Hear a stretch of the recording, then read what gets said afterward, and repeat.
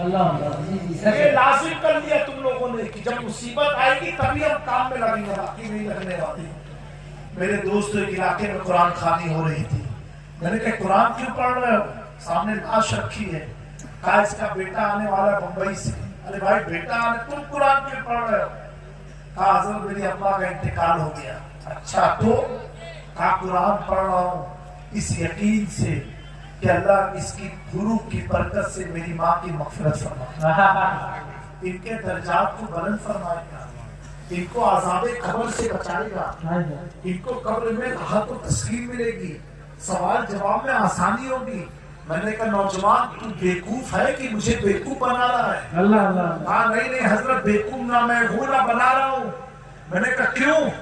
تو کہا میں نے کہا بیٹا تو اتنی ساری باتیں کہاں سے بول رہا ہے؟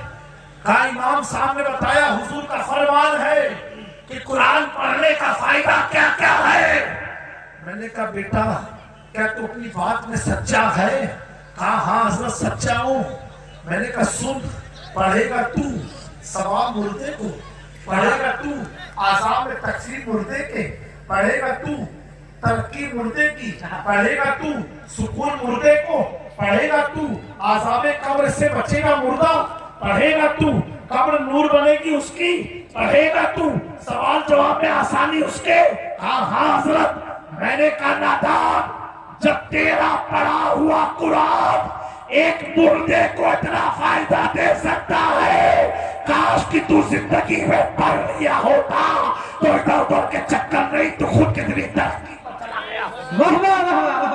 نعرہ تکبیر، نعرہ رسالہ، اس لگے آلہ حضرت فیضان قرآن، اعجاز قرآن۔ واہ واہ، قرآن پڑھنے کی عادت بنا لو۔ کچھ تو ایسے جن کے گھر میں اکثر ہم جب جاتے ہیں دیکھتے ہیں کچھ ایسے مکان ہیں تو قرآن شریف منگاتے ہیں، بابو اللہ قرآن پڑھنا ہے، تو خالی دیکھنا ہوتا ہے ان کے گھر میں قرآن کی پوزیشن کیسی، اتنے گرد و غبار اس پر لگے ہوتے ہیں۔ ایک بہار کے جلسے میں ہم نے قرآن منگایا پڑھنے کے لیے، جلسے میں کمرے میں، تو ہم نے کہا بابو اتنا